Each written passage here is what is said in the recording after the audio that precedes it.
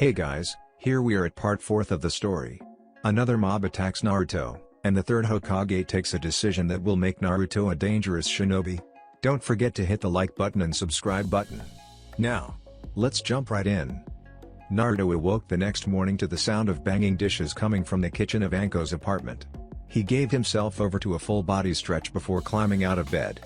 He looked around the room blurry-eyed before spotting a towel slung at the foot of the bed. Tying the towel around his naked body, he followed the noise to the kitchen and spied his ex-lover, now full-fledged girlfriend. She was wearing a white silk robe that only went down to her upper thigh, and her hair was wet from an obvious shower. As she stood on her toes to open a high cupboard, her robe rose up along with her arms, and it was quite obvious she had nothing on beneath it. "What are you looking for?" Naruto commented. Anko spun around with a look of surprise on her face, not having heard him approach. The surprise melted away into a sheepish look of embarrassment. "I wanted to make you breakfast," she said a little nervously. Now it was Naruto's turn to look surprised. "I didn't know you could cook. All we've ever done is eat out." "Well, the truth of the matter is, I'm completely lost when it comes to a stove and a kitchen. But out in the open at a campsite you'd think you were at a 5-star restaurant," Anko said, smirking. "Oh," he asked, raising his eyebrows. "Then, what's the special occasion?" Anko's features softened as she stared into Naruto's eyes. "This is a new experience for me. I haven't let myself care this deeply for another person in a long time, and I'm just trying to do things right." Naruto moved to stand in front of Anko and pulled her into a hug. "This is my first real relationship as well. We've done great so far by just being us. So you don't have to change yourself to fit some kind of perfect girlfriend mold." He then held Anko at arm's length so he could look into her beautiful amber eyes. "We have something, Anko. Do you really believe I could practically move in with you after only one night together if we didn't?" Anko stared back at him before a very familiar smile adorned her face, and as quick as one of her summons she belted him with a right hook that snapped his head to the side. Naruto has been hit a lot harder in his lifetime, but he still felt that one. He looked at Anko while messaging his jaw. She still had that damnable smirk on her face. "What the hell was that?" "That was for making me care enough to doubt myself," she snapped back. "Crazy broad," Naruto muttered behind the hand he was still using to massage his jaw. "What?" "Nothing, I didn't say anything," he replied quickly. "Good, because there is something I want to talk to you about," she said as she walked back towards the bedroom with Naruto following behind her. Naruto stood in the doorway of the bedroom as Anko dropped her bathrobe and rummaged in her closet for one of her mesh bodysuits. He stayed silent and enjoyed the show as she wiggled into the outfit and grinned lecherously as she jiggled in all the right places. "Can I have your attention please?" she asked as she looked over her shoulder at him. "I heard every word you said." "I haven't said anything yet," she said, exasperated. "Oh." Anko sighed heavily and shook her head. "What I wanted to talk to you about was your new status as a clan head. We haven't talked about it before because it wasn't a reality. No one knew who you were then, but now they do." "Yes, I had quite the meeting with the entire council yesterday. It's not officially written into the village records yet, but I am the head of my own clan." "I'm going to guess that what you're getting at is the Clan Restoration Act." "I just want to know what my role will be when the time comes," Anko said. Naruto could see the tension in Anko's body as if she was waiting for a physical blow, so he gave her the unvarnished truth as he saw it. "Your role will be the same as any other wife I have. You will be my best friend, my lover and my life partner. Does that answer your question?" Naruto saw the tension leave her body as soon as he said wife. Whoa, whoa, whoa. Who said anything about being a wife? "I didn't say I was going to marry you," Anko exclaimed as she shook her head and waved her arms frantically.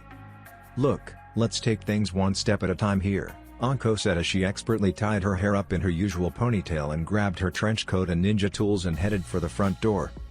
Naruto just stepped aside as she made her way out of the bedroom and did his best to keep from laughing out loud as he heard her mutterings about presumptuous blondes not even asking first before declaring someone to be their wife.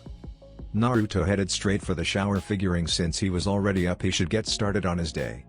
Training Ground 10 was laid out similar to the other training grounds scattered amongst the Hidden Leaf Village. But instead of an open grass field surrounded with trees, this area was half a grass field, and just at the edges of the grass was the beginning of a deep rocky valley similar to a quarry. Shikamaru loved this area. It afforded him nice shade while also giving him open space for his favorite pastime of cloud watching, which he was currently doing with the rest of Team 10 while waiting on their sensei. "So Shika, How's it feel to be a Chunin? Choji asked the newly promoted Naru lounging in the grass beside him. Shikamaru sighed as he took his eyes off the clouds to focus on his best friend who was seated next to him going to work on his third bag of chips in the 30 minutes they had been waiting. It's so troublesome. My mom's really on my case now that I got promoted. She's making my dad train me every chance he gets. I'm barely getting my 12 hours of sleep since I've been promoted. What a troublesome woman.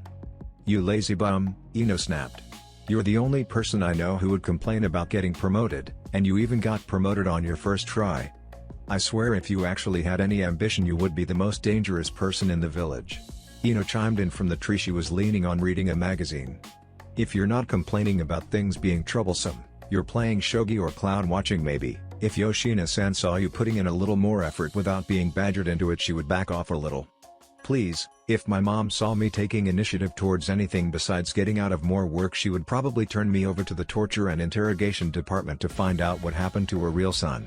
Shikamaru replied. Ha ha ha ha ha. She wouldn't be the only one wondering if you had been replaced with a spy, Choji said, laughing at the idea of Shikamaru putting in more work than he had to. You're both hopeless. Ino said going back to her magazine. Choji finished off his latest bag of chips and then sprawled out on the grass next to Shikamaru to get in some quality cloud watching before their sensei showed up. How are the clouds today? He asked. Great, Shikamaru responded. A nice clear blue sky as a backdrop to the white puffy clouds that remind of my pillow at home. Perfect day for cloud watching, Shikamaru said in an almost reverent tone. Conversation stopped for the moment as both Choji and Shikamaru basked in the glory of doing nothing. The only sound through the training ground was the steady breathing of the three people there and the occasional turn of a page from Ino's magazine. I never took the time to look up at the sky like this before and I have to say it is very relaxing. A brand new voice said right next to Shikamaru. Ah! 3 girlish screams echoed through the clearing. Shikamaru and Choji bolted up and looked to their right to see Naruto Namikaze sprawled out much like they were a few seconds ago. Naruto turned to them, eyes smiling. Yo. While the 2 boys of Team 10 were trying to get their breathing under control, the only female member of the squad stomped over holding her chest and glared at the smiling blonde. What the hell was that? You almost gave me a heart attack. Naruto sat up, still eye smiling, and looked at the irate Yamanaka and rubbed the back of his head sheepishly. Sorry for that, but I came looking for Asuma and then I heard Nara-san talking about the clouds and I wanted to give it a try so I did. Again, I'm sorry for scaring you, it wasn't on purpose. How did you get this close to us without making a sound to indicate you were here? Choji asked. Practice, Naruto said with a shrug of his shoulders. I am a ninja after all and have been training since I was 6. I try to make some noise when approaching fellow ninja from behind so as not to startle them, but it's just habit for me to move as quietly as possible. Scary was the same thought going through the minds of Team 10. Anyway, I don't think we have been properly introduced. I'm Naruto Namikaze. Shikamaru Naru Choji Akimichi Ino Yamanaka. It's nice to meet you all. Any idea when Asuma will arrive? Naruto asked. He should be here any minute now, Shikamaru said. Good, do you mind if I wait with you? Not at all, Namikaze-sama, Ino said. Naruto turned to look at Ino. No need to add the sama, just Naruto is fine with me. I don't usually bother with honorifics if there is no call for them. Ino smiled brightly and sat down next to Naruto. Then you can call me Ino. Why don't you tell me about yourself, Naruto? Aren't you friendly, Ino? More like she's trying to spread her reputation as a gossip queen by getting some info on you. Choji pointed out. Ino leaned forward to glare at Choji, who suddenly wished he hadn't opened his mouth. Why don't you have another snack, Choji? Aren't you about due for another meal already? And don't even think about saying anything, slacker, you're about due for a nap, she snapped at her teammates. You know what, Ino? Shikamaru said. What? Ino barked. Shikamaru sighed. Never mind, arguing with you is way too troublesome, he said before folding his hands behind his head and laying down to continue his clown watching. Choji quickly followed his example. So back to you, Naruto, tell me about yourself. What's your favorite color? Where have you been all these years? Do you have a girlfriend, wife, kids? Ino asked innocently. Ha ha ha ha ha. Wow, Ino, not only are you friendly but very direct. Alright, let's see. My favorite color is orange, but I usually only wear it on my downtime. I trained and lived in my mother's home village, Uzoshiogakuer, before setting out and traveling for a year before I came here. I do have a girlfriend but no wives or children. Naruto answered. And who snagged the newest most eligible bachelor of the leaf so quickly? Ino said, almost drooling at the fresh gossip she was about to hear. Anko Mitarashi, Naruto said simply. Once again Choji and Shikamaru bolted up out of their relaxed positions and stared wide-eyed at Naruto. Ino herself was slack-jawed at the announcement. That scary woman from the second round, you're actually going out with her? Choji asked in disbelief. My dad works with her in the IT department. When either he or Viki can't break someone mentally or they need quick information, they call in Anko. He used to threaten to hire her as a tutor whenever I would get in trouble at the academy. Ino shivered at the thought of spending time with the woman who ranked second only to her mom and women her father feared. Yeah, she has it all, doesn't she? Brains, looks, and could peel the skin off a grown man like a grape in 10 minutes. You can't ask for more than that in a perfect girlfriend, Naruto said wistfully. The three members of Team 10 looked at Naruto in horror before each one ran off to the wooded area and heaved the contents of their stomachs. 5 minutes later Team 10 sat in a loose circle, pale, slightly sweating and dry heaving, when Asuma casually walked into the clearing. Naruto was the first to notice him and gave him an enthusiastic wave and greeting. Hey Asuma. We've been waiting for you. Asuma gave a half-hearted wave as he looked at his team in concern. Naruto, what did you do to my team? Nothing, we were just talking. Yeah right, what are you doing here anyway, Naruto? Asuma questioned. I came to see if you wanted to grab a mission with me? I've been cooped up inside the walls for too long and a nice A or B ranked mission is just the thing I need to get the blood circulating. Normally I wouldn't mind, but I just ran into Jiraiya-sama. He told me to send you to the hot springs if I came across you, so you might be getting the blood pumping mission after all, Asuma informed him. Then I better get going, Naruto said and turned back to Asuma's students. Well, it was nice meeting you guys, I hope we can get to know each other more, he said before walking out of the training field. Asuma approached his sickly-looking squad and just shook his head at how sad they looked. Okay, since it seems like you three are a little under the weather, give me 20 laps around the training ground before we move on to team strategies, Asuma said with a smile, and the smile just grew bigger as his team stated, complaining about the unfairness of it all. Hey. The women of Konoha are by far the most luscious beauties in the elemental nations. It's such a shame I can't spend the majority of my time here, Jiraiya said to himself from what he called his research station, which was actually just a hole cut into the fence of the hot springs on the female side, hidden behind some high hedges. I think the reason you get caught so much is because you don't have an inner monologue when it comes to this type of thing, Naruto said from behind Jiraiya. I regret nothing when properly inspired, Jiraiya said, quickly jotting down some notes. Naruto moved to kneel next to Jiraiya and cut a hole into the fence with a wind-enhanced kunai before taking a peek for himself. You also like to live dangerously. I recognize at least 10 jonins, 4 chonins and a couple of wives of very influential council members. Jiraiya, still jotting down notes, just nodded his head. Anything worth doing is worth doing, right? Asuma said. You were looking for me? Yes, I was, Jiraiya said as he put away his notepad. Looked at Naruto. The old man has a mission for us, actually 2 missions. First, he wants us to head to the Hidden Sound Village and finish what Orochimaru started. I don't think Sensei wants to give my old teammate another chance to come at us again like he did with this invasion of his. So you and I are going to go to Rice Country and get him while he's still licking his wounds. Solid idea. Between the two us we can deal with Orochimaru. What's the second mission? Naruto asked. Back up a second, the target is not just Orochimaru, it's anyone wearing a sound headband. We're talking about wiping out an entire base. No one gets out alive, Jiraiya said seriously. I understand, Jiraiya, I'm not taking this lightly, believe me, Naruto said just as serious. The second mission is to find Tsunade and convince her to come back to the village. Both of these are considered S-rank missions. Sensei thought you might need a day to get yourself together after celebrating your promotion, but you know your body better than anyone else would. How do you feel? Jiraiya asked. I'm mission ready. It would take more than a half of saucer of sake to knock me on my ass for a whole day, Naruto said, completely honest. Go grab what you need and meet me at the West Gate, Jiraiya said by way of dismissal. Right, see ya in 10 minutes, Naruto said and disappeared in a puff of smoke. The smoke incidentally drew the attention of the women on the other side of the fence. Jiraiya, being a shinobi most of his life and a pervert ever since he could tell the difference between men and women, had a very sensitive sense of danger, and fortunately he was already gone before the fence separating him from the irate women was completely destroyed by a variety of pointy weapons aimed to kill and maim. If I didn't know any better, I would think he did that on purpose, Jiraiya thought as he continued to run away. Naruto and Jiraiya were taking their time walking to the land of Rice, which was the home of the Hidden Sound. Since it was so early in the day, it made sense not to rush, if all they were going to do was wait for nightfall anyway. They had been quietly walking for about 2 hours, both men in their own thoughts, when Naruto broke the silence. "Tell me about Tsunade." Jiraiya looked at the young but powerful ninja walking on his right side with a slight frown on his face at the question. "What do you want to know about her?" "Anything you can tell me without giving away village secrets." Tsunade was his oldest friend and he wasn't too comfortable speaking about her to anyone except maybe his sensei. "Well, she's an expert medic nin, was top kunoichi of our graduating class and has a very short temper. When we were a team, she rarely fought on the front lines unless it was necessary. That's not to say that she couldn't fight, it's just that she preferred to save lives rather than take them if she could avoid. Back then Orochimaru and I didn't mind doing most of the heavy lifting. Tsunade always fixed us up good as new," Jiraiya said with a fond smile gracing his face as he looked off in the distance. "It's no secret that Tsunade has a fondness for alcohol and gambling. Was she always like that? Watch it.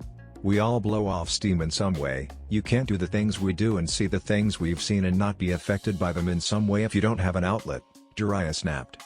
"I wasn't judging her," Naruto assured him, holding up his hands in surrender. "I read her file. Before the death of her brother, there was never a mention of drinking or gambling, so either she started after that incident or it was just a well-kept secret. You've known Tsunade through her childhood, adolescence and adulthood. There is no one who knows her better. I'm trying to get a feel for the type of person she is. I want to know if she's worth saving." "First of all, she is damn well worth saving," Jiraiya said hotly. "She may have a reputation as a drunken gambler, but she is still a medic first and foremost. I know for a fact that she periodically takes up residence in these little nowhere towns and helps out now and then. She would even train a few people to be good enough to take over whenever she decides to leave."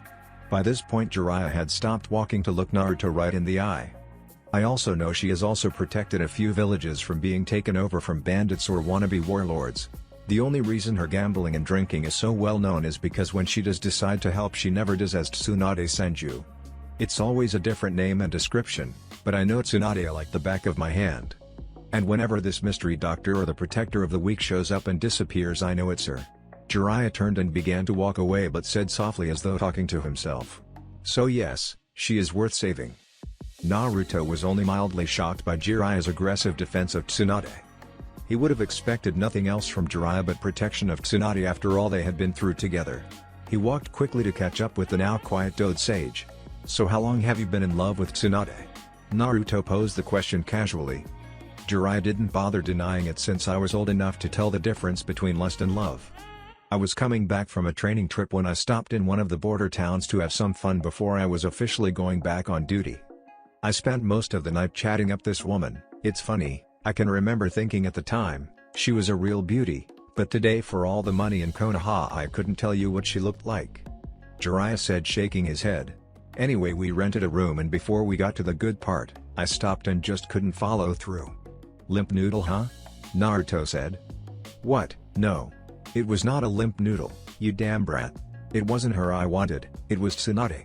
So I left and hightailed it to the village, and when I got there, I was all geared up to tell Tsunade how I felt.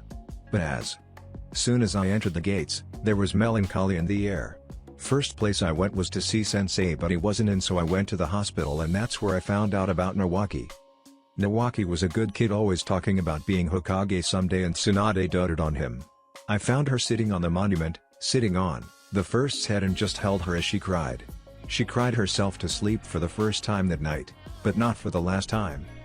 They continued their trek as both men kept their own thoughts for the moment. "After that night, I was firmly in the friend category," Jiraiya said. Naruto winced in sympathy. "My condolences. Tell me about it." "Anyway, it was a few years later that she met Dan." Jiraiya hissed the name. "Dan. Kami, he was just so nondescript, so average, even his name was average, Dan. The first time I laid eyes on Dan he had just said something that had Tsunade's face lighting up with laughter. Laughter I hadn't been able to hear or give her since Nawaki died," Jiraiya said with a sad bitterness. "I didn't get to know Dan all that well, I had no intention of getting to know him. Truth be told, I hated him for bringing Tsunade's laughter back. He succeeded where I failed. I don't know how he did it, but in such a short time, he held Tsunade's heart and I couldn't take it. So I left on as many training trips and solo missions as I could get away with until war broke out. Then it didn't matter because it was all about survival. Since you read the file, you know Dan died during the Third Shinobi War, and shortly after that Tsunade left the village. Tsunade has completely closed her heart to anyone now, I can see it in her eyes. It sounds like you've given up, Naruto said. Jiraiya just shrugged in response. This can't be the same man who wrote about a ninja changing the world because he refused to give in to the hate he was surrounded by. Jiraiya looked at Naruto, surprised at the reference to his one writing failure. Yeah, I read the book, Gigi gave it to me. You telling me that the guy who had a vision of a world where everyone understood each other doesn't have a vision of his own happiness? Naruto stopped walking momentarily to shake his head in disbelief. Listen up, no way am I going to be associated with a quitter. You're my godfather and no way am I going to claim such a relationship if you don't man up and tell Tsunade how you feel. Naruto said fiercely, walking up to Jiraiya and putting a hand on his shoulder. After we deal with Orochimaru, we're going to find Tsunade, you're going to tell her how you feel. She's going to burst into tears and kiss you breathless, and then you two are going to do the no pants dance for the next 3 days before we all head back to Konoha, with no muss and no fuss. Naruto said as if stating a fact. He slapped Jiraiya on the arm, then turned and continued on their route to the Sound Village. Jiraiya watched him go with a bemused look on his face before he grinned and followed after his young but surprisingly wise godson. They were both quiet for the rest of the way to Ricefield Country. By the time they made it to the border at their leisurely pace, it was evening but not quite dark yet. Okay Jiraiya, how are we going to go about this? Shock and awe approach her silent and deadly. Naruto asked as they stepped off the main road. According to the information we got from that Kabuto kid, sound is made up of several bases scattered throughout several countries. This just happens to be the closest one, so Orochimaru may not even be here. Jiraiya explained. You know him better than I do. With a missing arm and my poisoned miasma, would he risk going as far as possible for medical attention, or would he go to ground as soon as possible? Naruto asked. It depends on how severe his wounds are. What's the effect of that poison miasma? I convert the Kyuubi's chakra into a very concentrated poison mist. If I hit you with it full force, it would melt you, bones and all, in about 10 seconds. The little that Orochimaru came in contact with, will slowly eat away at him from the inside out. By this point most of his inner organs have most likely shut down, and anything more strenuous than taking a deep breath will only speed the process along. Jiraiya was impressed. The effects of that jutsu, even as small as Naruto described, was devastating. Okay, here, memorize this, Jiraiya said, handing Naruto a folded sheet of paper. Naruto unfolded and saw that it was a map of the underground sound base, complete with traps clearly marked. Naruto saw that the base was designed to be one large circular maze designed to confuse any invaders and lead them into pockets of dead ends where they could be picked off by a counter-attacking force. You have a plan in mind? Naruto asked after committing the map to memory. Yeah, I have a plan. We're going to go in quick and quiet any enemies we come across. We use our hands, we use our knives, but no flashy jutsus. Hand me the map back. Once he had the map, he held it up between himself and Naruto. You see the way he divided his base? On the west side he has the prison cells, on the east, his labs and medical facility, and on the north and south end his barracks. What you're going to do is enter through the southwest entrance, make your way to the holding cells, and on my signal I want you to release the prisoners. Got it? Understood. Meanwhile, I'll be coming from the northeast entrance and make my way towards the medical bay, where hopefully I'll find Orochimaru and finish him once and for all. I'll meet you right here, Jiraiya said, pointing to the center of the base, which was marked as an open arena. We'll make our escape from there. Questions? Jiraiya asked. What's the signal and when do we begin? We begin at midnight and then listen for the boom. It was close to midnight before Naruto and Jiraiya began their infiltration mission. They had split up after Jiraiya had finalized their plan. Each man went to stake out their separate entry points. Naruto's entrance was cleverly hidden in the center of a field of rice paddies. He had been watching several people enter and leave from the entrance, which was covered by a very well-kept genjutsu. Naruto had no idea how Jiraiya was going to get in, but Naruto already had a plan. He couldn't exactly go in there with a Konoha flak jacket and headband on, but that's where the dead sound ninja with the broken neck, stripped to his underwear, came in. He caught the man stumbling down a path that came from the local town about an hour ago. It didn't take much stealth to come up behind him. One sharp twist later and Naruto had a disguise into the base. At the stroke of midnight, Naruto walked with confidence towards the entrance as if he had done it 100 times before. Once past the genjutsu, he couldn't help but think Orochimaru was not the genius people thought he was, because there was no secondary checkpoint station, not even a guard. There was just a long hallway lined with torches about 8 feet wide and 10 feet in height. Naruto walked the long corridor, expertly sidestepping floor triggers and stepping over top of trip wires. He kept moving through the long hallway until he could see the beginning of a bright light. That light indicated a room with 5 doors. 3 of those doors led to certain death for anyone who didn't know, and the other 2 led west to the holding cells or south to the barracks. Naruto didn't hesitate as he kept moving straight ahead, going for the center door. Now things were starting to look a lot more lively, as Naruto made his way towards the cells. These tunnels were a hodgepodge of twists and turns. He came across a lot more sound shinobi as he made his way towards the prison ward. According to the bits and pieces he was able to pick up from the conversations he overheard, Orochimaru had sequestered himself in the medical ward and sent all of the Sound 4 out on priority missions, and with Kabuto vacationing in Konoha with Ibiki and Anko. No one of any substantial rank was in charge at the moment. No wonder things are so sloppy around here. No one's keeping an eye on all these amateurs crammed into one space. Orochimaru is such a fool. Giving bandits and thugs headbands do not make them ninjas. Naruto thought. As Naruto continued to navigate all the turns and cutbacks of the corridor, he could hear the steady screaming and shouting of what had to be hundreds of different voices. Instead of following his mental map, he followed the sound to what appeared to be the 3rd level of a long line of prison cells that stretched for about 100 yards on. The other side of the cells he spotted the guard station with only 5 guards maintaining security for the whole area. Naruto wanted to be in position when Jiraiya gave the signal, so he made his way to the guard station, not even glancing at the prisoners as they screamed obscenities at him as he passed. Naruto walked up to the door and was about to knock when the underground base was rocked by a big explosion. Oh well, here we go. Naruto thought before he kicked the door off its hinges and into the room. The 5 guards inside the station were very surprised by the explosion and even more surprised by the door that came flying off the hinges, especially the guard who caught the door square in the face. Taking advantage of his surprise attack, Naruto darted into the semicircle room and raced up to the first person he locked on, which happened to be a guard rising out of a chair. Halfway out of the chair, the guard fell backwards, gurgling and choking on his own blood from the ridge hand chop to the throat Naruto delivered to collapse his windpipe. Sensing an attack coming from behind, Naruto pivoted on his right leg and sidestepped an overhead stab from another guard. Getting behind him, Naruto gripped him at the chin and back of the head and gave a strong and fast jerk, and a very audible crack was heard through the room. He turned to look at the last 2 guards who, after seeing 3 of their own brought down so quickly and efficiently, bolted for the door. However, they didn't get too far and went down screaming as Naruto pulled the main release lever and opened every cell door in the ward. Now to get to the center arena, was Naruto's last coherent thought before exited the guard station and battle his way through ex-prisoners and sound ninja. Naruto was fighting on instinct alone as he carved his way to his destination with wind-enhanced kunai in each fist. Every swing of his arm yielded a severed arm or head. Every swing created an arc of blood that painted Naruto in his enemy's life essence, and every swing got him closer to that center arena where he was to meet Jiraiya. Finally, after what seemed like hours but was actually only minutes, the battle seemed to thin out. There were still battles in the corridors as well as sprung booby traps, but it seemed all the main fighting was confined to prison ward. Naruto arrived in the center arena and was very surprised to see absolutely no one. The arena was a dirt-packed circle with coliseum seating. He realized that he just came out of one of the tunnels that emptied directly onto the floor. Must be where the condemned come to die, he thought. Naruto carefully surveyed the arena, making sure there was no ambushes waiting for the unsuspecting. There wasn't. It was completely quiet and empty. Guess the fighting hasn't gotten this far yet, Naruto said out loud.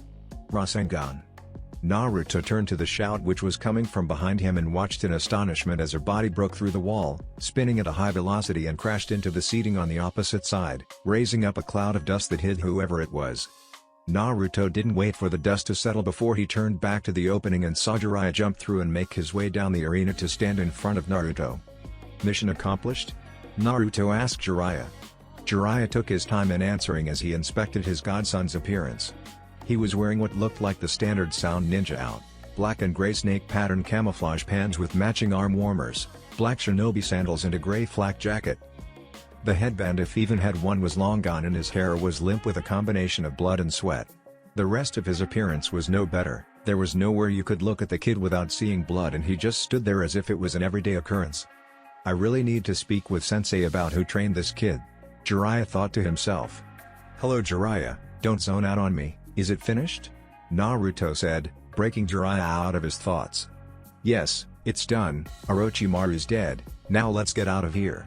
It was your plan to meet here. How do we get out? Simple, Jiraiya said before he started going through hand seals. Whatever jutsu he was about to perform was interrupted by an enraged shout. No. The shout came from the forgotten projectile that preceded Jiraiya through the wall. The projectile turned out to be a boy about 18 or 19, gray skin, 6 bones protruding from his back and what looked like a tail waving angrily behind him. He was glaring down at Jiraiya with a look of utter hatred as he raised his arm which held some kind of drill-like weapon on it. Whoever the guy was, he was covered in just as much blood as Naruto was, the only difference was it looked to belong to him. "You make a new friend?" Naruto asked as he got in a defensive position next to Jiraiya. "One of Orochimaru's pets apparently, he's a Kaguya, that much I know if the way he uses his bones as weapons is any indication." Jiraiya replied. "You will not escape me. I will avenge Orochimaru-sama if it's the last thing I do." The Kaguya growled, staring at Jiraiya. He leapt at Jiraiya raising his weaponized arm in the air and came barreling down at him. "Die!"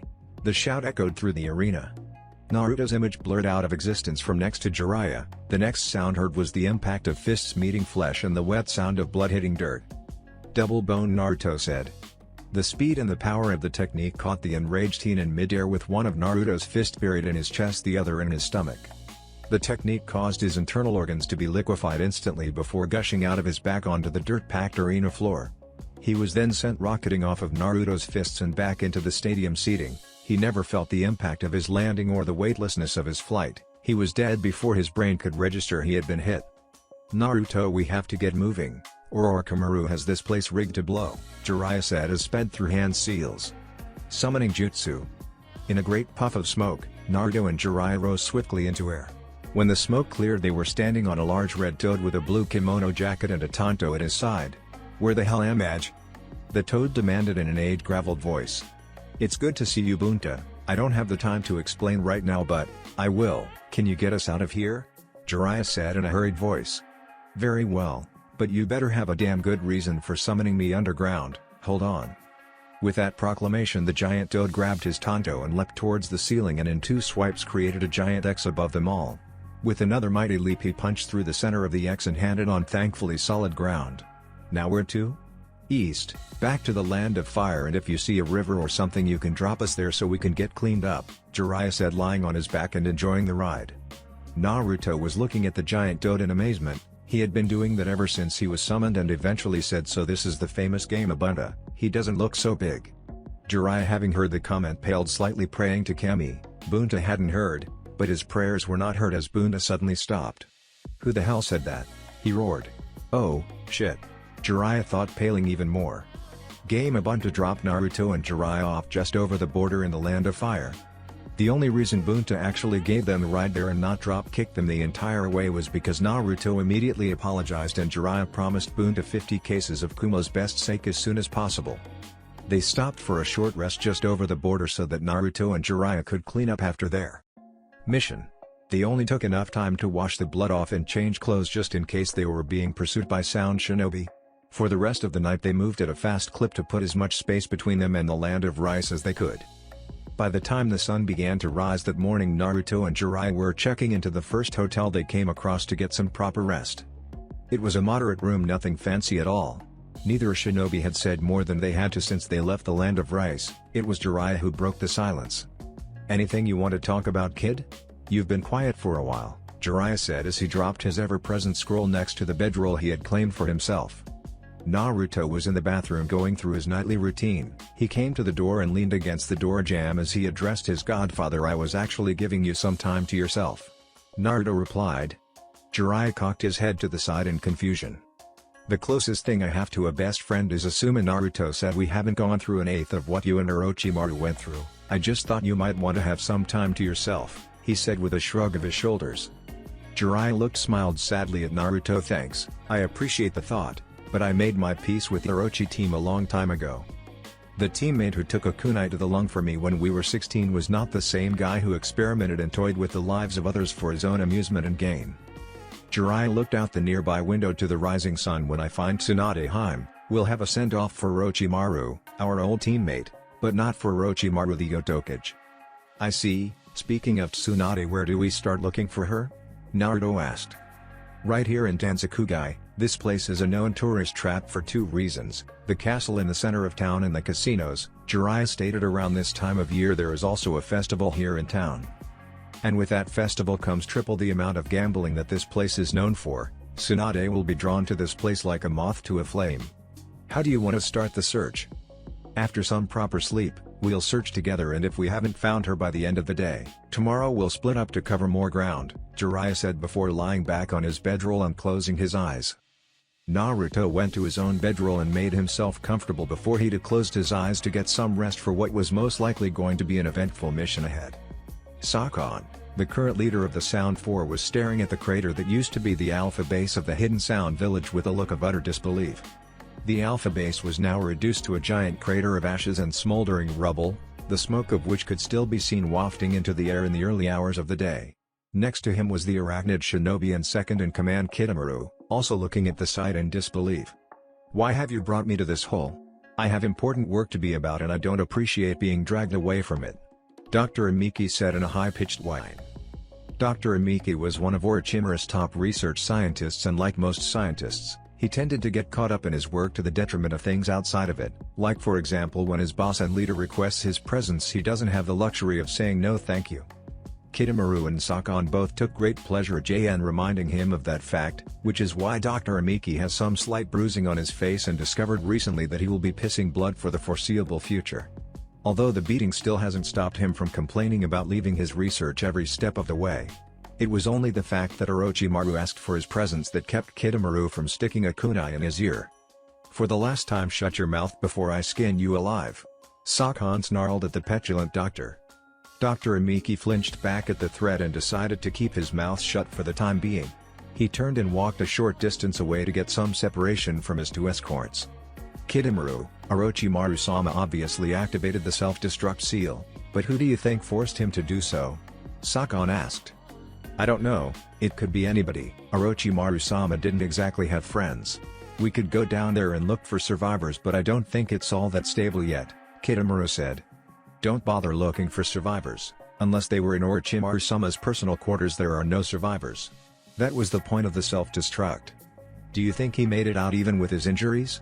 Kitamura didn't answer for a moment, then just shrugged his shoulders. "I don't know. We could check the other bases. But first let's head towards the southern base and meet the others. If whoever did this is still lingering around, we're going to need all the help we can get." "Agreed. Now about the good doctor," Sakon said, turning to said doctor, who was pacing back and forth along the tree line and muttering something about valuable research time being wasted. "Grr. We can say we ran into trouble and he was killed in the crossfire," Kitamura offered. "No, when we find Orochimaru-sama, he may still need him. Wrap him up in one of your cocoons again, and this time, don't forget the gag," Sakon ordered. Yeah, Kitamura said, making his way over to the doctor. It was around 2 p.m. by the time Naruto and Jiraiya were up and prepared to begin their search for the Slug Princess. The search wasn't at all what Naruto was expecting. Jiraiya led the pair first to the most obvious place where Tsunade might be, and that was the casinos. The two shinobi spent most of the early afternoon visiting the most upscale casinos and even a few underground casinos off the beaten path. The search yielded nothing but an oncoming migraine from the lack of information. That evening they finally caught a break. There was a high-stakes game of poker scheduled for the next day in the red light district, and rumor was that the legendary sucker was going to make an appearance at the table. So with that information gained, Jiraiya decided to call it a day and left Naruto to his own devices.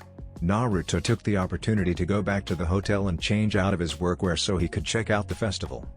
Naruto changed into a pair of black slacks and black dress shoes, a burnt orange button-up shirt with the top button undone, and over the shirt he wore a black sports jacket. He didn't wear his headband or a face mask. There was no point in advertising he was a ninja. He did keep his gloves and his collapsible bow staff though. Just because he was off duty doesn't mean he should be careless.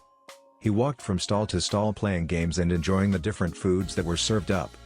Although after about an hour of winning and giving away the prizes he grew bored, there was no challenge in any of the games. At least there was no challenge for someone with his ninja training. Naruto left the festival and wandered the merchant district looking for a decent bar and grill. He finally spotted one that didn't look too rowdy and went in. It was dim-lit with wood panel walls, and the bar and restaurant area were separated from each other. As he walked in he was quickly greeted by the 20-something hostess. "Welcome sir, bar or dining room?" she asked. "Dining room, something out of the way and private," he requested. "I have just the thing, follow me please." Naruto followed the sway of her hips as she led him to a corner booth table with a view of the door and his back to the wall. He didn't know if it was a coincidence or if she pegged him as a ninja, but he appreciated the table nonetheless. "Here's your menu, sir. Would you like a drink to start with?" "Beer, whatever you have on tap is fine. I'll be back in a moment with your drink." Naruto spent the next few minutes reading the menu and was trying to decide between the sushi sample platter and the grill meats delight when a shadow fell over his table. He looked up and was very surprised at his intruder. "We have to stop meeting like this," his guest said. "I would rather we meet like this more often." Naruto replied with a smile. "Would you like to join me for dinner?" "Yes, I would," his guest said and slid into the booth next to him. "How have you been, Shizune?" Naruto asked.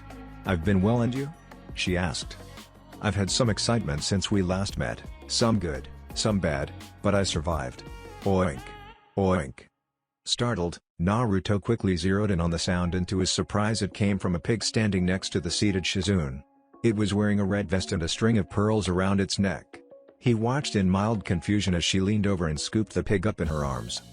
"Is this one of those places that lets you pick the animal you want to eat like they do at seafood restaurants? Because your friend looks delicious," Naruto said. There was a shocked gasp from Shizune and a frightened squeal from the pig, who obviously understood what he said. "Tonton is not for eating, she's my mistress' pet," Shizune said with as much dignity as she could muster while glaring at Naruto. "Ha ha ha. I'm only joking, Shizune. I wouldn't think a restaurant would want to dress up its meals with pearls. I'm sorry if the joke was in poor taste. And I also apologize to you as well, Tonton," Naruto said sincerely. "Humph. It was in poor taste, Arashi-san, Tonton, and I did not appreciate it. Oink." "Duly noted. By the way, Arashi is more of a professional name. I go by Naruto when I'm not in uniform, and as you can see I'm not in uniform." "Fish cake?" Shizune asked with a smile. "Maelstrom, actually." Naruto and Shizune were interrupted by the arrival of Naruto's beer. "My name is Tria, are you ready to order, or would you like a few more minutes?" "Shizune? I'll have the steamed vegetable platter with a side of rice, please." "Oink. Make that, 2 orders of rice and a large bowl of water." "Okay, and you, sir?" "The sushi sample platter, a bottle of sake, Hokage's best from the land of water." "Very good, sir. I'll bring your drinks out while your meals are prepared," Tria said and shuffled off to the kitchen. "Are you and your traveling companion enjoying the festival?" Naruto asked. "We've been to the festival before, so it's really not a new experience, but I always enjoy people watching the little kids' faces light up when they win a prize," she said with a tender smile. "My favorite activities are touring the castle or watching the kabuki play. I missed them today, but I'll catch them tomorrow though." "That sounds like fun. I just played a few of the games before I got bored." "What are you doing after dinner?" Naruto asked. "I don't have any plans. Would you like to join me for a movie? They're showing the new Princess Gale movie." "I'd love to." "Good, the last showing isn't for another 2 hours, so we can take our time," Naruto said. Just then Tria appeared with their drink orders. The bowl of water was set in front of Shizune, which she promptly slid in front of Tonton, who had wiggled onto the seat between Naruto and Shizune. Tria sat a dark blue bottle in front of Naruto with 2 sake cups and then retreated back to the kitchen to check on their meals. Naruto poured for the both of them, then held his cup up in a toast. "Shall we drink to new acquaintances again? You haven't come up with any new pickup lines since we last met?" Shizune asked. Taking it as a challenge, Naruto let a smile slowly slide on his face. "Well, I could suggest we drink to your beautiful dark eyes that sparkle like a diamond in the night. But I didn't want to sound cheesy." Shizune sat there with her cup raised and a crimson blush on her face. Naruto and Shizune spent their time over dinner discussing the places they had been in their travels. Neither one delved into too serious of topics and tried to keep things light. After dinner they decided to walk around town instead of going to the movie. Shizune turned out to be a bit of a history buff, and since she had been to Tanzakugai many times before, she slipped into lecture mode and gave Naruto a brief history about the town. Naruto listened with rapt attention to everything she said. She was just about to tell him the history of the castle when the wall to a bar they were about to pass exploded in a shower of wood, and a body came sailing into the street and slid to a stop in front of them. Naruto immediately recognized the whimpering white-haired mass of limbs as Jiraiya.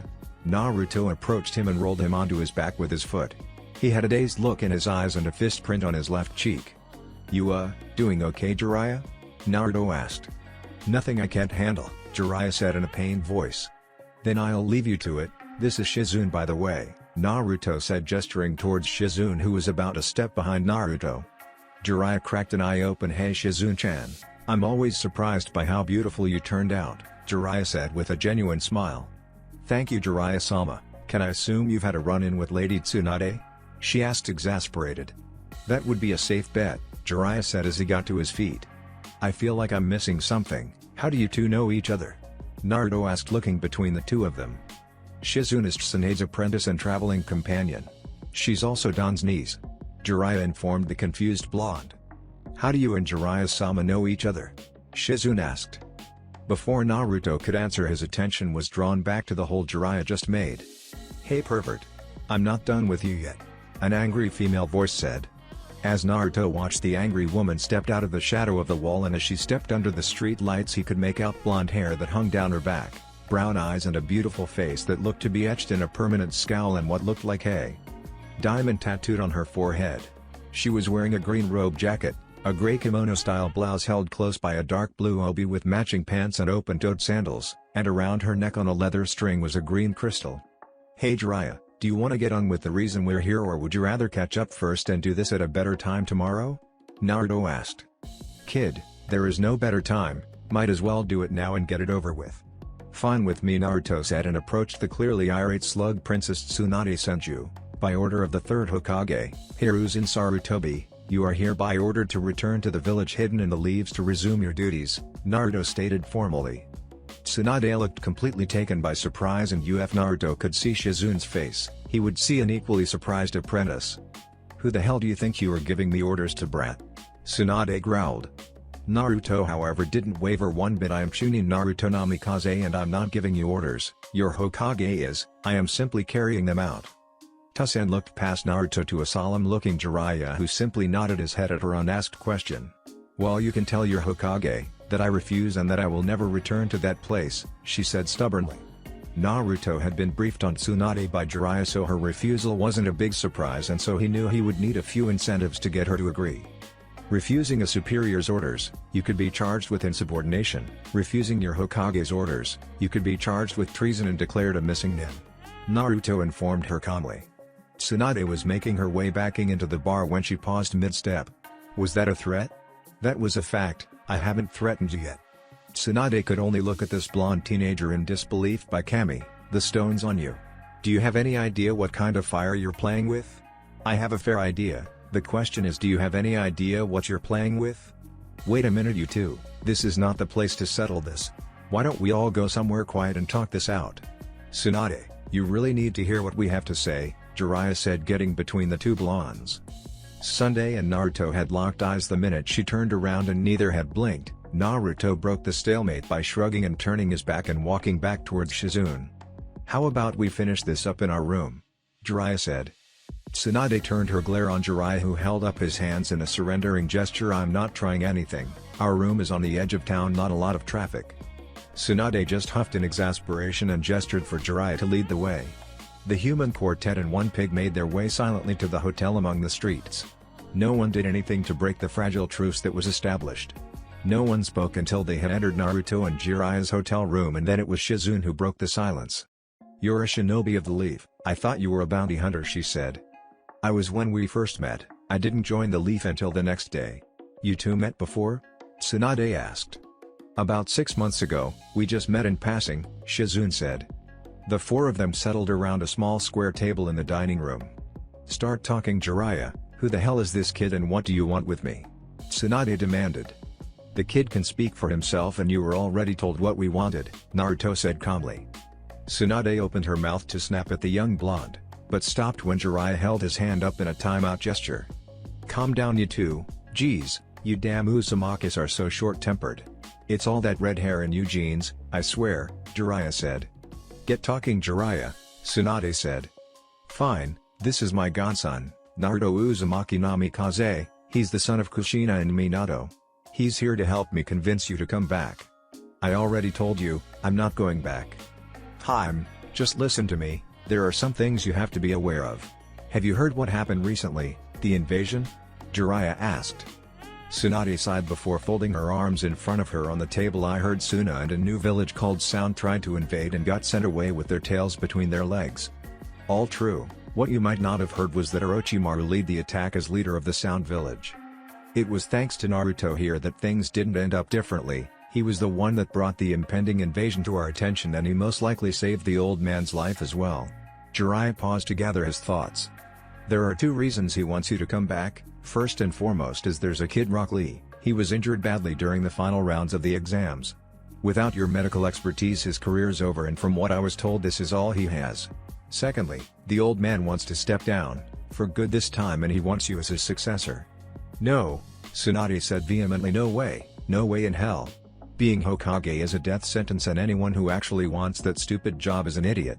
Naruto, who had been sitting quietly on the opposite side of the table from Tsunade, spoke up. Say that again, he said softly. What? Tsunade said as she snapped her gaze at him. Say that again. Anyone who wants to be Hokage is a what? An idiot. Being Hokage is the fastest way to a grave, and anyone who wants it is a damn fool. You are wrong, Jiraiya. She is not worth it, Naruto said, glaring into Tsunade's brown eyes. Jiraiya gave this really heartfelt speech about how you weren't an over-the-hill, alcoholic degenerate, but I think he's looking through rose-tinted goggles. Your grandfather, your granduncle, your brother, your love, and your teacher. Naruto slammed his fist on top of the wooden table and shattered it to pieces in anger. All of them had dreams of being Hokage, and every last one of them put everything they had into achieving those dreams. Some made it and some didn't, which is a damn shame. Who knows where we all would be if they had achieved their dreams. But you, the way you spit on their dreams and accomplishments, you might as well be a fucking stranger. You are not the only one on this planet to have a hard and painful life. Hell, you're not the only one in this room who has had a hard and painful life, and all that pain doesn't give you the right to say fuck you to the rest of the world. Jiraiya, I'm done talking to her for the night. I'm going out for a while, Naruto said and walked to the door. He paused and looked back at Tsunade. By the way, in case it slips your mind, my father was the 4th Hokage, and 16 years ago on the day of my birth he died doing his duty as the Hokage, and even though I will never hear my father tell me how proud of me he was, at least I can say I'm damn proud of him and what he did, and if you ever disrespect him like that again, I will kill you, he said and left. His statement was punctuated by the slam of the hotel room door. Shizune, can you keep an eye on him for me? We still have some things to discuss, Jiraiya asked. Sure, Jiraiya-sama. Do you know where he would go? I'm just getting to know him myself. If he's like his old man, he's going to want a quiet place to drink, and if he's like his mom, then he's going to want a quiet place to raise some hell. So catch him before he disappears, Jiraiya said and watched the dark-haired medic hasten to the door. Jiraiya looked back towards his former teammate. She had been staring at the door ever since Naruto had walked out. She now stood and went to look out of the lone window in the dining area and stared down into the street. Her pet pig Tonton went over to her master and rubbed up against her leg in an effort to try and console her. Tsunade scooped the little piglet up and cuddled her pet into her chest. Jiraiya could hear gentle sniffling even with Tsunade's back towards him. Jiraiya turned in his seat and grabbed his giant scroll and walked to the bedrolls set up in the center of the room. He unfurled it part way and pressed one of the seals on it. In a puff of smoke, a clear bottle with the only symbol on it being a lightning bolt appeared. He sat the bottle in the center of the 2 futons, then went to the kitchenette and grabbed 2 sake cups and brought them back. He poured himself and Tsunade a cup and just waited for her to pull herself together again. After a few moments she sat Tonton down and joined Jiraiya on the floor. We have a lot to talk about, Haim. Where do you want to start? Jiraiya asked. With him, she said, tilting her head towards the door. All the times I imagined getting you in bed, I never thought we would be talking about another man once we got there, Jiraiya said.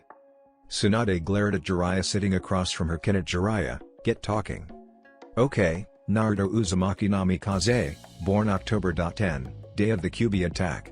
Orphan within an hour of his birth, Jinchuriki of the Kyuubi, has been since that day. Parents, the 4th Hokage Minato Namikaze and Anbu Black Ops Officer Kushina Uzumaki. Jiraiya drank his first cup of sake followed by Tsunade and refilled both their cups before continuing. Word spread fast about his condition, and he's had Anbu guards since he was a baby. Sometimes they were on time to stop the attacks, sometimes they weren't. Anyway, when he was 6 he disappeared from Konoha. Sensei said he was trained outside Konoha with 4 master shinobi he trusted implicitly. 10 years later he's a bounty hunter going by the name of Arashi. He gets wind of Orochimaru's plans and heads to Konoha to warn the old man. I've heard of him, Tsunade said. At Jiraiya's raised eyebrows she elaborated. I check out the listings every now and then. With my debts, you never know when someone will get desperate enough to send a bounty hunter after you. This is stuff I can find out on my own. Tell me about him. I can't tell you about him, we're just getting to know each other. But here's a couple of fun facts. He has 1 adopted brother and he's the head of 3 clans. One of which happens to be the Senju clan, Jiraiya said. Tsunade choked on her cup of sake and began pounding on her chest in order to get her breath back. How is that possible? She asked. Well, apparently he knows your clan laws better than you do. Grr. Easy, easy, alright. The way sensei explained it to me was your grandmother Mito was his great or great-great-aunt or something. But that would only make him a Senju by marriage, not blood. Tsunade interrupted. True, but that still makes him a Senju, and in order to claim head of clan status, or at least head of clan status for the Shinjuses, to be an active shinobi, which I'm not, because I haven't taken a mission since I left the village, she said dully. There is good news, Haim, Jiraiya said. Yeah, what's that? You have a family again. Something I think you both need right now, Jiraiya said seriously. He's not a Senju by blood, but he is an Uzumaki. By blood, same as you, I believe you're cousins. You should talk to him, get to know him, you have some things in common, your tempers for one, and you both drink like fishes. Jiraiya said, chuckling. He's a really good person, he forgave me for not being there when he was younger, although it's not like I know his innermost thoughts, but it's getting there, and best of all, because he's the head of your clan, he already gave me his blessings to marry you. This time Tsunade spit her sake in Jiraiya's face as she heard that bit of news. You just never give up, do you, perv? Tsunade said, glaring at Jiraiya. Jiraiya's chuckles petered out as he looked at Tsunade, his light expression grew into something solemn that caught Tsunade's attention. I did give up, Tsunade, I gave up on a dream for over 30 years and Naruto gave me the kick in the ass I needed to go after that dream with all my heart. Jiraiya reached across the futons and took Tsunade's hand. Tsunade, I've wanted to say something to you for most of my life, and whenever I shored up the courage to say it, it was never the right time. Now may not be the right time, but I'll be damned if I lose this opportunity. Tsunade, I love you, I've been in love with you all my life. I've wanted to tell you for so long that now that I'm actually saying it, I realize how much time I wasted not saying it. I know it's hard to believe. Jiraiya stopped as Tsunade put her fingers to his lips. All this time? I mourned Dan for years, I mourned Dan for years on top of years. You know what else I've been mourning? A couple of tears escaped Tsunade's eyes as she smiled sadly. Missed opportunities. You were there when I lost Milwaukee, you were there even when I lost Dan, you were always my rock, always that steady foundation I leaned on. I don't know when I fell for a lunkhead like you, all I know is I fell. I love you too, Jiraiya, Tsunade said and leaned forward and kissed him for the first time on the lips. The next morning Jiraiya, for the first time that he could remember, woke with a smile on his face. He felt the warm curvaceous body of the only woman he loved cuddled into his side, and his smile widened so much his face began to hurt. He never wanted to move, but he knew he would eventually have to, especially when he heard someone clearing their throat. Ahem. Ahem. He looked towards the noise and saw Naruto and Shizune stop dead in their tracks by the door. Shizune's jaw was hanging down with a deep red blush on her cheeks, and Naruto had a small smile on face and was giving Jiraiya a discreet thumbs up. Still Jiraiya smiled on and nudged Tsunade awake. Give it a rest, Jiraiya, I haven't had sex in years, 4 times is way more than enough to show me what I've been missing, she mumbled half asleep. Jiraiya looked back at Naruto and Shizune to see that Shizune's blush spread to the rest of her face and that Naruto had a full-blown smile and was giving him 2 thumbs up. Jiraiya shook Tsunade a little more forcefully. Now Haim, it's not that. Jiraiya started. That's what you said the 3rd and 4th time, she huffed. Alright, we can do it again, but I'm just going to lay here. Geez, are you 50 or 15? Lady Tsunade. Tsunade jerked her head towards the sound of her student's voice and saw Shizune as red as an apple and Naruto stifling his laughter. She turned to glare at Jiraiya, who was reclined on one hand and holding the other up in surrender. I tried to tell you. Tsunade just palmed her face and buried her head beneath the blankets. Good news, Tsunade has agreed to come back to the village and talk to the old man, so Naruto, why don't you go back to their hotel? Help Shizune pack and settle the bill. I'll do the same here and we'll meet at the gate in an hour? Sounds like a plan to me. Come on, Shizune-chan. Maybe your brain can start processing what the hell is going on with some fresh air. Naruto said, guiding her out the door. Naruto was about to close the door behind him when he looked back. He shook his head with a sad expression and came back into the room. Jiraiya looked at him with confusion as Naruto approached him and then walked past him. He swiveled his head to see what he was doing and saw him pick up a cringing Tuntun who looked to have her hooves jammed on top of her ears and her eyes screwed shut. Tuntun gave a startled squeal as she was picked up. She settled down when she saw Naruto and relaxed in his arms. You poor little babe, they forgot you were even in the room, didn't they? Oink oink oink, oink. I know, don't worry, as soon as we get to the village we'll have a Yamanaka go right into your head and remove all those terrifying sights and sounds, Naruto said as he made his way to the door. But in the meantime, I have a stash of the strongest sake in the elemental nation and you're welcome to as much as you need to dull the pain. Oink. Oink. The group met up as agreed an hour later. Naruto had changed back into his mission-ready clothes and was carrying Shizune and Tsunade's luggage. Shizune was carrying Tonton in her arms while feeding her a baby's bottle full of sake.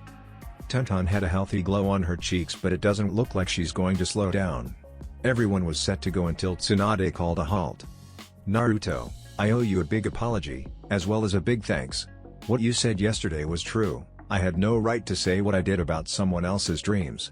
Tsunade stopped to grasp her necklace as she tried to find the right words. My grandfather and granduncle made a difference when they were Hokages, and it was Nawakas and Don's dream to also make a difference as Hokage. Instead of wallowing all these years, I should have been doing something to help make their dreams a reality, which is why I'll step in their place and hold the title of Hokage for them, she declared. She looked Naruto in the eyes, then leaned in and raised his headband and placed a kiss on his forehead. Thank you. Naruto just smiled and adjusted his headband. You're welcome, that's what family's for, he said and led the way back to Konoha. That's it for this video. I hope you all enjoyed the video. Don't forget to like the video, subscribe to the channel, and follow me on my other social media accounts. Anime God here, and I'm signing off.